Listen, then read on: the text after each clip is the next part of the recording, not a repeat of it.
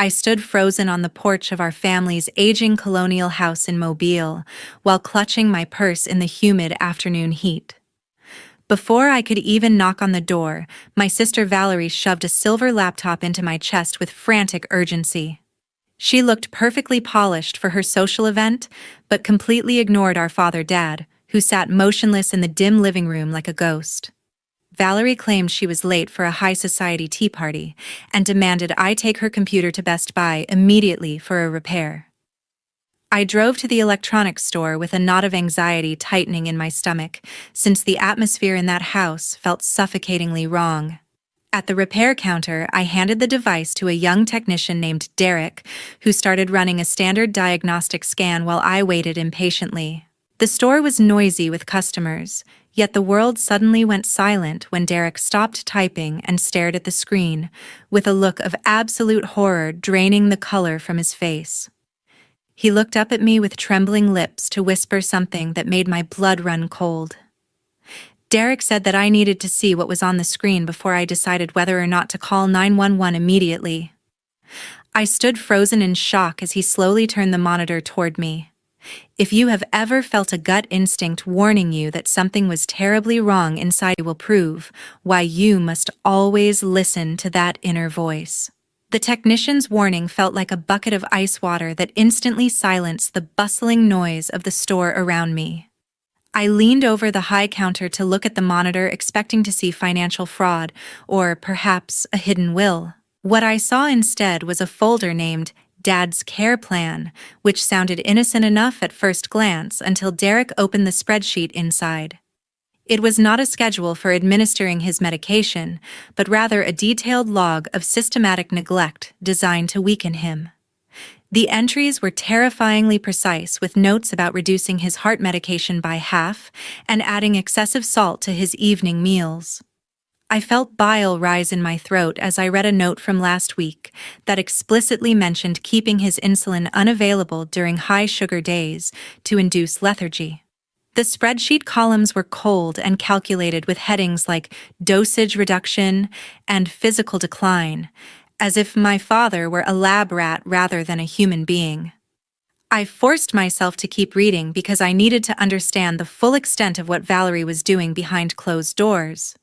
She had documented every skipped pill and every spiked meal with the efficiency of a project manager overseeing a demolition. Derek clicked on a video file next, which appeared to be footage from a security camera installed in the living room. I watched in horror as Dad clutched his chest and collapsed onto the carpet in clear distress, while two figures walked into the frame. One was Valerie, and the other was my brother-in-law Todd, who looked annoyed rather than concerned by the emergency. Instead of helping the man who had given them a free home, Todd simply stepped over Dad's legs to reach the television remote while Valerie laughed at something on her phone. They left him lying on the floor gasping for air for over 20 minutes, before Todd finally kicked his foot gently to see if he was still conscious. The video ended and left a ringing silence between us that felt heavier than the humid air outside. Derek looked at me with genuine fear in his eyes as he hovered his hand over the store phone. He asked if I wanted him to call the police right this second, because what they did in that video was beyond simple negligence. I can get the authorities here within minutes, because this is cruelty beyond anything I have ever seen, Derek said with a shaky voice. They watched him suffer and did absolutely nothing to help him recover. My first instinct was to scream for him to make the call so I could see them in handcuffs immediately. However, a cold wave of logic washed over my rage as I realized that the spreadsheet could be explained away as a mistake and the video as a misunderstanding. Valerie was a master manipulator who would claim she thought Dad was just being dramatic or faking a fall to get attention. They would hire expensive lawyers to bury this evidence while they finished what they started with Dad before a trial could even begin. I needed something undeniable that proved they were actively trying to end his life right now rather than just being bad caregivers. I dug my fingernails into my palms until the sharp pain grounded me back in reality. I looked Derek straight in the eyes to deliver my decision with a voice that sounded surprisingly steady given the circumstances. No, do not call them yet, because I need to catch them in the act to ensure they go away for good, I told him firmly. Please copy everything onto a secure USB drive for me so I can take it to a lawyer first. Derek nodded solemnly at my request and spent the next few minutes transferring the incriminating files onto a small black drive. He handed it to me over the counter with a look of sympathy that made my chest ache. I walked out of Best Buy clutching that piece of plastic inside my purse as if it were a grenade waiting to explode. The bright afternoon sun felt mocking now that I knew the darkness festering inside my childhood home. My own flesh and blood were not just bad people, but actual monsters hiding behind polite smiles and family dinners. I sat in my car for a long moment and stared at the steering wheel while formulating a plan to save Dad. The USB drive in my bag was heavy with the weight of betrayal, but it was also the key to their destruction. 30 minutes after leaving the Best Buy parking lot, I parked my car in front of my father's house and tried to regulate my breathing to appear as normal as possible. The steering wheel felt slippery under my sweating palms because I knew I was about to walk into a den of lions disguised as my childhood home. I grabbed the laptop bag from the passenger seat and forced a smile onto my face before stepping out into the humid Alabama afternoon. When I walked through the front door, the air inside felt heavy with tension and the smell of stale air conditioning that hadn't been cleaned in years. Valerie was pacing in the living room while scrolling through her phone, and she snatched the computer from my hands without even a whisper of gratitude. She immediately turned her attention back to Dad, who was sitting in his recliner and looking at a photo album with shaking hands. He looked up at me with a flicker of recognition in his eyes, but before he could speak, Valerie stepped between us with practiced cruelty. She told him that he was confusing me with our mother again, and that his memory was getting worse every single day. I watched in silence as Dad slumped back into his chair with a look of defeated confusion on his face. This was the psychological warfare Derek had warned me about, and witnessing it firsthand made my skin crawl with revulsion. Valerie announced that it was time for lunch and marched into the kitchen to prepare a meal that I now knew was a weapon. She returned a few minutes later with a steaming bowl of canned soup that smelled overwhelmingly of artificial preservatives and salt. I knew for a fact that Dad was on a strict low-sodium diet for his heart condition, and this processed sludge was the absolute worst thing for him. I started to open my mouth to object, but Valerie shot me a glare so venomous that it stopped the words in my throat. She placed the bowl on the tray in front of Dad and smoothed his hair with a tenderness that made me want to vomit. "Eat up, Dad. This is the special soup the doctor prescribed to help your memory return," Valerie said, with a voice dripping in fake sweetness. She watched him swallow the first spoonful with the intensity of a hawk watching its prey. Just then, her phone began to ring loudly from the kitchen counter, breaking her concentration on her victim. She sighed with dramatic annoyance and went to answer it, leaving me alone with Dad for a brief moment. I whispered to him that he didn't have to finish it, but he just looked at me with sad obedience. I seized the opportunity to excuse myself to the bathroom, but instead of going there, I slipped silently into the master bedroom down the hall. This used to be my parents' room, but Valerie had claimed it for herself and filled it with expensive perfumes and designer clothes. I went straight to her vanity table because I had a hunch that the missing medication wasn't just thrown away. I dug through a large box of makeup supplies until my fingers brushed against several plastic blister packs hidden beneath layers of cotton pads. They were Dad's heart pills, the ones she claimed the pharmacy had stopped manufacturing last month. I shoved everything back into place just as the front door slammed open, signaling the arrival of the other monster in this house. I hurried out of the bedroom and met Todd in the hallway as he stumbled in with a flushed face and a loose tie. He didn't even glance at the frail man eating poison in the living room, but his eyes lit up when he saw me standing there. The smell of bourbon wafted off him in waves as he approached me with a grin that was too wide and too desperate. He draped a heavy arm around my shoulders and leaned in close, ignoring my visible discomfort. "Serena, You should tell the old man to sell this place while the market is still hot. Todd slurred slightly as he gestured around the room. The land is worth a fortune right now, so keeping this rotting shell is just wasting money on taxes. I looked at his sweaty face and realized that his greed was the engine driving this entire nightmare. I extricated myself from his grip and muttered a vague excuse about needing to get home for work. Walking to my car required every ounce of self-control I possessed to keep from screaming at them to get out. I sat in the driver's seat for a long time watching the house through my rearview mirror while tears of rage pricked my eyes.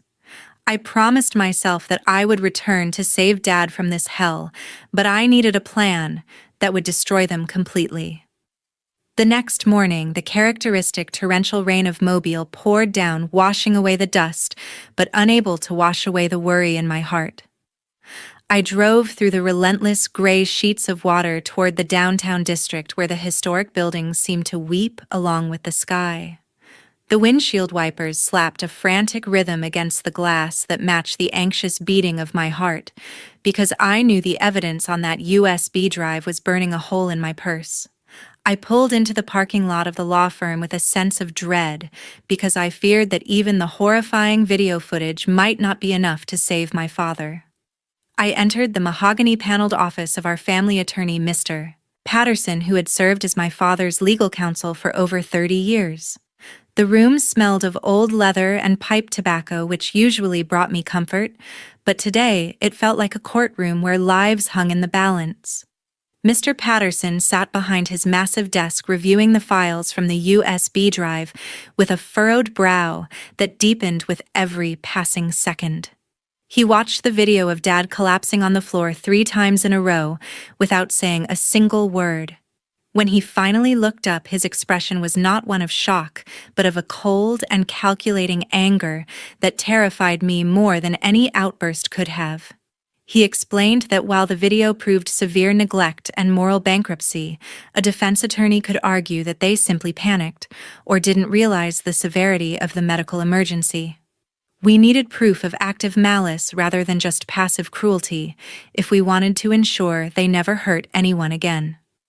Mr. Patterson pushed his reading glasses up the bridge of his nose and looked at me with a grave expression that chilled the entire room.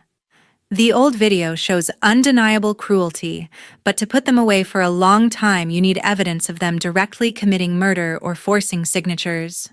Mr. Patterson said with a heavy voice, "We need to catch them in the act of administering a harmful substance or physically coercing him." I left his office with a new mission that required me to be bolder than I had ever been in my entire life. I needed to get Dad to a doctor immediately to prove that his deterioration was chemically induced, but I couldn't let Valerie know. I called my best friend Chloe, who worked in marketing, and asked her to perform the most important acting role of her career. Chloe called Valerie's cell phone pretending to be a receptionist from a high-end spa in downtown Mobile, offering a free, exclusive treatment package. While Valerie was distracted by her own vanity in the kitchen discussing appointment times and exfoliation treatments, I slipped into the house through the back door. I quietly guided Dad out to my car under the pretense of taking him for a short drive to see the rain. We arrived at the private clinic of Dr. Allen, who had treated our family since I was a child. The waiting room was empty because I had called ahead to beg for an emergency appointment. Dr. Allen examined Dad with a gentleness that brought tears to my eyes as he checked his vitals and drew several vials of blood for immediate testing. The hour we spent waiting for the lab results felt longer than the entire decade that preceded it. Dad sat on the exam table looking small and confused, while I held his hand and prayed that we weren't too late. When Dr. Allen finally returned with the results, his face was flushed with a mixture of professional outrage and personal fury. Dr. Allen slammed the medical file down onto his desk with enough force to make me jump in my chair. His voice shook with a mixture of professional outrage and personal anger. "This is poisoning, Serena. They are injecting insulin to cause hypoglycemia. If you hadn't brought him today, he could have been in a deep coma tonight," Dr. Allen shouted. His pancreas is functioning perfectly fine, which means this insulin was introduced externally. The confirmation hit me harder than the video had because this wasn't just neglecting a sick old man. This was active, calculated murder. Dr. Allen wanted to admit him to the hospital immediately, but I knew that would alert Valerie and Todd before we had the final piece of evidence regarding the coerced will. I had to make the hardest decision of my life by taking Dad back to that house of horrors for one more night.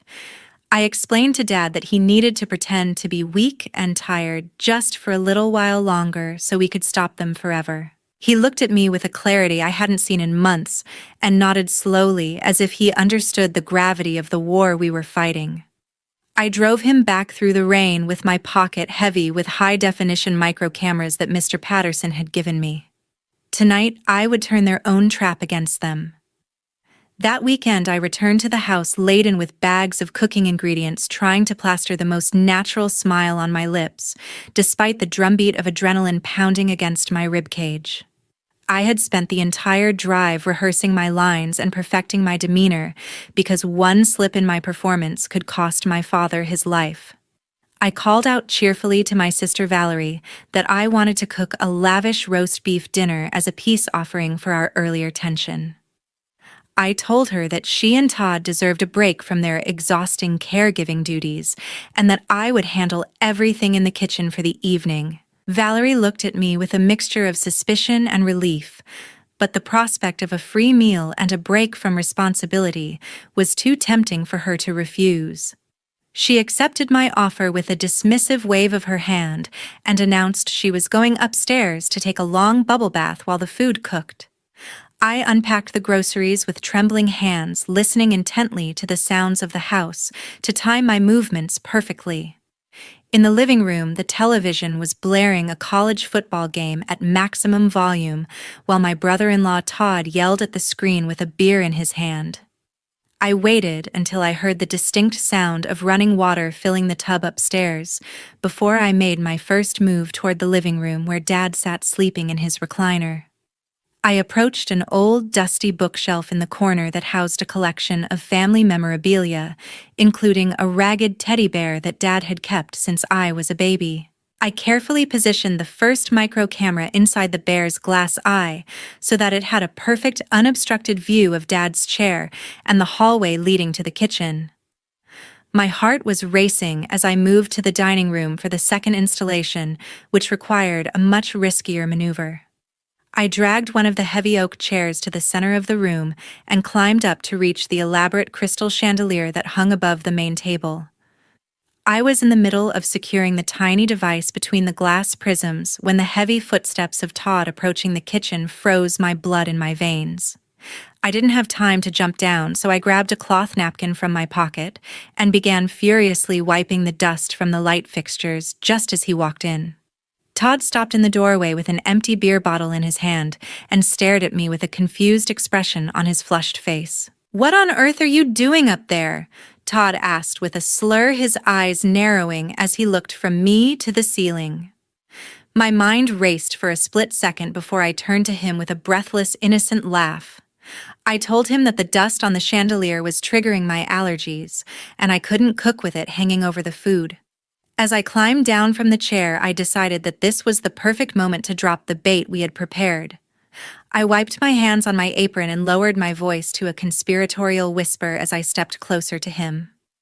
"Actually, Todd, I am glad you are here because Dad whispered something to me earlier that I thought you should know," I said, watching his eyes widen with curiosity.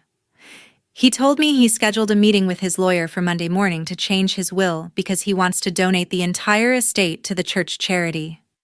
The effect of my lie was instantaneous and terrifyingly effective, as the color drained completely from Todd's face. The beer bottle in his hand tipped slightly, spilling a few drops onto the hardwood floor, but he didn't even notice the mess. His eyes darted toward the stairs where Valerie was bathing, and I could practically see the gears of greed and panic turning in his intoxicated brain. He muttered something incomprehensible about needing to use the bathroom and immediately rushed up the stairs with a speed I had never seen him use before. I stood in the kitchen and listened to the urgent hushed whispering coming from the master bedroom as Todd relayed the devastating news to his wife. They were panicked because they knew that if Dad survived until Monday, their entire plan to sell the house and pay off Todd's gambling debts would be ruined. 10 minutes later, Valerie marched into the kitchen with wet hair and a bathrobe wrapped tightly around her stiff frame. Her eyes were cold and calculating as she looked at me, and the fake politeness from earlier had completely evaporated. She didn't even look at the roast beef I had prepared or the table I had set. "Dad is just confused again, Serena. He doesn't know what he is saying about wills or lawyers," Valerie said with a sharp, dismissive tone. "You should go home now because Todd and I need to handle him tonight, and too many people in the house will just upset him further." I feigned disappointment but agreed to leave without a fight, knowing that my compliance would make them feel victorious.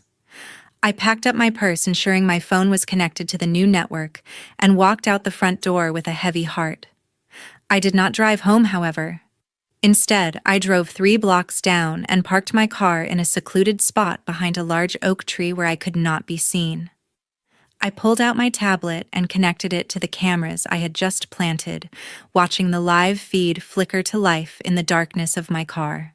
The trap was set, the bait had been taken, and I knew that the real party was about to begin inside that house. The clock on the dashboard ticked over to 7 p.m., while the screen of my phone emitted a cold blue light that illuminated the dark interior of my car. I sat hunched over the device with my breath held in my chest, because the grainy footage from the hidden cameras revealed a transformation that was both expected and terrifying. The moment they believed I was gone, the atmosphere inside the house shifted from tense civility to predatory aggression. Todd marched over to the television and silenced the football game with a violent jab at the power button before reaching behind the sofa to retrieve a thick leather folder that he must have hidden earlier. The silence in the house was now replaced by the sound of shuffling papers and heavy footsteps as they prepared to execute the final stage of their plan. They wasted no time in executing their scheme because my lie about the will had successfully triggered their desperation. Valerie grabbed Dad by the arm and roughly pulled him out of his recliner to drag him toward the dining room like an unruly child. They forced him into the wooden chair where I had stood just hours before and shoved a pen into his trembling hand. The camera angle from the chandelier provided a perfect view of the document, which was clearly a durable power of attorney granting them total control over his estate. Dad stared at the paper with wide, fearful eyes and shook his head slowly but firmly in refusal, dropping the pen onto the floor. This act of defiance caused Todd to lose what little patience he had left. He slammed his fist onto the table with enough force to rattle the silverware and leaned down until his red, sweaty face was inches from Dad's nose. He grabbed Dad's frail wrist and squeezed it hard enough to leave bruises while his other hand pointed aggressively at the signature line. "Sign it right now, old man. Do not make me use force on you because your precious daughter Serena is not coming back to save you tonight," Todd shouted with spittle flying from his mouth. Dad whimpered in pain but kept his mouth shut tight and refused to pick up the pen again. Valerie watched this struggle with cold, dead eyes before she turned on her heel and walked calmly into the kitchen with a terrifying purpose. I switched the camera feed to the one hidden in the teddy bear to watch her open the cabinet and retrieve a mortar and pestle. She took the stolen heart medication and several other bottles of sedatives and crushed the pills into a fine powder with methodical precision. She mixed the toxic dust into a glass of water until it turned into a cloudy, lethal suspension that looked like dirty milk. She walked back into the dining room with the glass held steady in her hand and a look of absolute detachment on her face that made her look like a stranger. Valerie stood behind Dad and tilted his head back against the chair while pressing the cold glass against his closed lips. She ignored his muffled protests and the tears leaking from his eyes as she forced the liquid past his teeth. "Drink this, finish this whole glass and go to sleep, and by tomorrow, you will not have to worry about your assets ever again," Valerie hissed as she tipped the glass higher. The image of my own sister pouring a lethal cocktail down our father's throat shattered my composure completely. I screamed inside the car and fumbled frantically to switch the app to the background so I could dial the emergency number with shaking fingers. Every second that passed was another drop of poison entering his system, and I prayed that the police were close. The operator answered after what felt like an eternity, and I forced my voice to be steady and loud to convey the urgency of the situation. I need police and an ambulance at 124 Maple Street immediately. I have direct video evidence of an active poisoning taking place right now. My father is in immediate life-threatening danger. I yelled into the phone before throwing the car into gear and speeding toward the house. I knew I was breaking speed limits and running stop signs, but the image of my father choking on that poisoned water burned in my mind. The live feed on my phone, which sat in the passenger seat, showed Dad slumping forward onto the table, while Valerie and Todd stood over him with satisfied expressions. They believed they had won and that the morning would bring them a fortune, but they had no idea that sirens were already wailing in the distance. I gripped the steering wheel until my knuckles turned white and prepared myself for the confrontation that would destroy our family forever, but save the only person who mattered. The darkness of the Alabama night rushed past my windows as I raced against time to prevent a murder that was being committed by the people I once loved. Less than 3 minutes after that fateful call, the wail of sirens tore through the humid silence of the mobile suburbs like a physical blow. I slammed on my brakes and skidded onto the lawn just as 3 patrol cars screeched to a halt around the driveway, in a formation of flashing blue and red lights. The officers wasted absolutely no time because my report of an active poisoning in progress gave them probable cause to enter the premises immediately without a warrant. They stormed the front porch with weapons drawn and kicked the heavy oak door open with a thunderous crash that echoed down the quiet street. I ran behind them with my heart hammering against my ribs and reached the entryway just in time to witness the climax of the night. Valerie was still holding the glass to Dad's lips when the police shouted for her to freeze, causing her to jump in terror. The glass slipped from her wet fingers and shattered against the hardwood floor, splashing the cloudy white liquid over Dad's slippers and the expensive Persian rug. Todd reacted with the cowardice I always knew defined him by abandoning his wife instantly to sprint toward the kitchen door in a desperate bid for freedom. He didn't make it 3 steps before 2 officers intercepted him and tackled him to the ground with professional efficiency that knocked the wind out of him. Valerie, however, did not run. Instead, she instantly dropped to her knees beside Dad's chair and burst into a performance of hysterical grief that was terrifyingly convincing. She grabbed Dad's limp hand and looked up at the armed officers with tears streaming down her perfectly made-up face as if she were the victim. "Oh my God, please help us because my father is having a massive stroke right now," Valerie screamed while pointing a shaking finger at Dad's pale face. "We were just trying to give him his emergency heart medication when you broke in. What are you doing to my husband?" The officers hesitated for a fraction of a second because her act was so polished and her distress seemed so genuine amidst the chaos. I stepped into the room to shatter her illusion before she could manipulate the situation any further. I walked past the paramedics who were rushing to check Dad's vitals and held my phone up high like a lantern in the darkness. The screen was playing the recording from the last 10 minutes where her voice clearly threatened him to drink the poison or suffer the consequences. The sound of her own cruel words filled the room and silenced her fake sobbing instantly as the officers turned their attention to the device in my hand. I looked straight into Valerie's wide, panicked eyes and spoke with a voice that was cold enough to freeze the humid air inside the room. "Stop acting, Valerie, because the curtain has just come down on your little show," I said, pointing at the shattered glass on the floor. "Everything from the swapped pills to that poisoned cocktail has been recorded and sent directly to Mr. Patterson." The color drained from her face as she realized that there was no way to talk herself out of this trap because the digital evidence was irrefutable. One of the officers leaned down to swab the spilled liquid from the floor to preserve it as evidence, while another pulled Valerie's hands roughly behind her back. The click of the handcuffs was the most satisfying sound I had ever heard in my entire life, because it signaled the end of her reign of terror. The mask of the grieving daughter fell away completely, revealing the snarling face of a cornered animal who knew she had lost everything. As they dragged her out the front door past the gathering neighbors, she twisted her neck to scream obscenities at me with a voice full of hate. She called me a jealous traitor and a destroyer of families, while Todd wept pathetically on the floor nearby as he was hauled to his feet. The house suddenly felt spacious and quiet once the chaotic energy of my sister and brother-in-law was removed from the premises by the police. The paramedics lifted Dad onto a stretcher with gentle hands and assured me that his vitals were stable despite the extreme stress he had endured. I walked beside him as they wheeled him out to the waiting ambulance, and he reached out to squeeze my hand with surprising strength.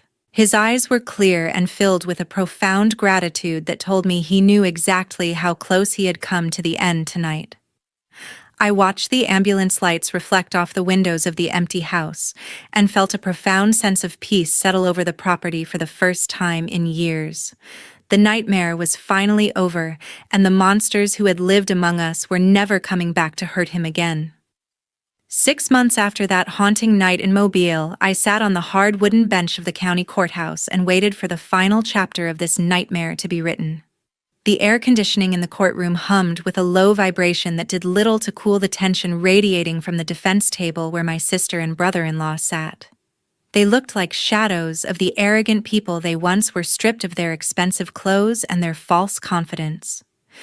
The trial had moved with surprising speed because the mountain of evidence against them was simply too high to climb. The video footage from the teddy bear camera played on the large screens for the jury, silencing the room with the undeniable image of a daughter poisoning her own father. My laptop, which Valerie had so carelessly handed to me, provided the digital paper trail of their premeditated cruelty in the form of the medical diary.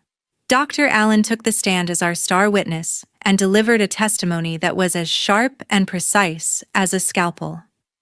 He explained to the jury exactly how the combination of sedatives and insulin injections was designed to mimic the symptoms of dementia and heart failure. His professional outrage was palpable as he described the severe malnutrition and dehydration Dad had suffered under their care. The defense attorney tried to paint Valerie as a stressed caregiver who made mistakes, but the jury saw right through the performance. When the judge finally banged his gavel to read the sentencing, the sound echoed like a gunshot that shattered the last of their delusions. Valerie was sentenced to 20 years in federal prison for attempted murder in the first degree and aggravated elderly abuse, without the possibility of parole for at least 15 years. Todd received a 15-year sentence for conspiracy to commit murder and multiple counts of financial fraud. The judge also ordered the immediate freezing and seizure of all their assets to pay for Dad's medical bills and pain and suffering. As the bailiffs led them away in handcuffs, Valerie refused to look at me, or Dad, staring straight ahead with cold, empty eyes. Todd, however, looked back once with a face full of regret, but it was far too late for apologies.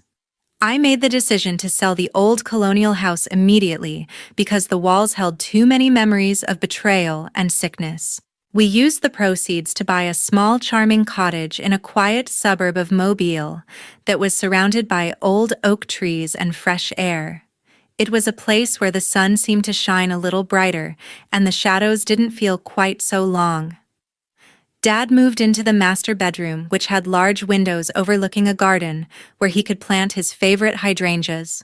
The recovery Dad experienced was nothing short of miraculous once the toxic influence of Valerie and her poison was removed from his life.